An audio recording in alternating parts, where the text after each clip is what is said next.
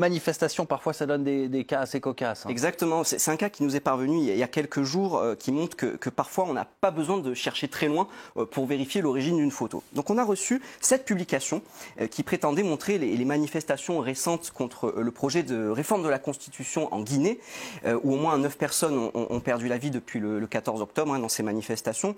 On va rapidement évacuer les 2 premières photos, en tout cas celle en haut à droite. Elle a été prise en Afrique du Sud en août 2019, c'était lors de manifestations contre les violences xénophobes. Et celle qui est à gauche, elle a été prise à Conakry, effectivement, mais en 2015, Damien. Moi, celle sur laquelle je voudrais nous arrêter, c'est celle qui est en bas à droite. Voilà, c'est donc celle d'un homme qui est blessé, à terre, un peu ensanglanté. Alors, pourquoi cette photo a attiré notre attention rapidement? Eh bien, en fait, tout simplement parce que cette photo, c'est une photo qui vient de notre propre site, les observateurs de France 24. Nous avions nous-mêmes décidé de flouter cette photo et en fait, elle montre un conducteur de camion zimbabwéen. On est en train de voir l'article que nous avions utilisé. Vous voyez, c'est bien le même homme.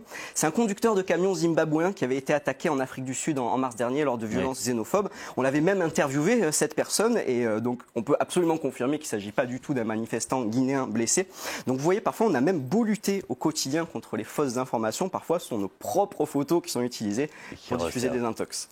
Très bien, merci beaucoup Alex, les bons tuyaux. Alexandre Capron de la rédaction des Observateurs.